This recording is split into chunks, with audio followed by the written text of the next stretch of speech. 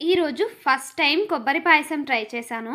ఈ కొబ్బరి పాయసం ప్రిపేర్ చేయడానికి టెంకాయను తీసుకుని నీళ్ళన్నీ వంపేసి ఇలా కొబ్బరిని సెపరేట్ చేసుకుని కొబ్బరి మీద ఉన్న ఈ బ్రౌన్ పార్ట్ మొత్తాన్ని తీసేయాలి. తర్వాత ఈ కొబ్బరి మొత్తాన్ని తురుముకొని తీసుకోవాలి. తర్వాత స్టవ్ ఆన్ చేసి గిన్నెను పెట్టి ఇందులోకి నెయ్యి, సన్నగా పొడవుగా కట్ చేసుకున్న జీడిపప్పు, బాదాం పప్పు, ఎండు ద్రాక్ష వేసి బాగా నెయ్యిలో వేయించి తీసి పక్కన పెట్టుకోవాలి. తర్వాత అదే నెయ్యిలో మనం తురిమి పెట్టుకున్న కొబ్బరిని కూడా వేసి లైట్గా ఫ్రై చేసి తీసి పక్కన పెట్టుకొని అదే గిన్నెలో 1/2 లీటర్ పాలు తీసుకుని ఇలా పాలు ఒక పొంగు వచ్చాక మనం వేయించి పెట్టుకున్న కొబ్బరిని కూడా వేసి 15 మినిట్స్ బాగా ఉడికించేసాను.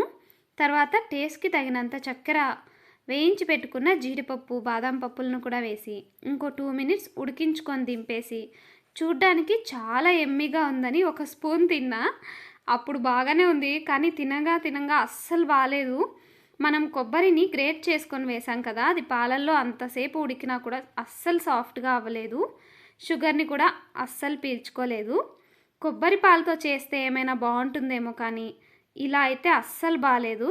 తిన్నాక కొబ్బరి మొత్తం గొంతులోనే స్టక్ అయినట్టు అనిపించింది. డైజెషన్ ఇష్యూస్ ఉన్న వాళ్ళైతే ఇది అస్సలు ట్రై చేయకండి. సబ్స్క్రైబ్.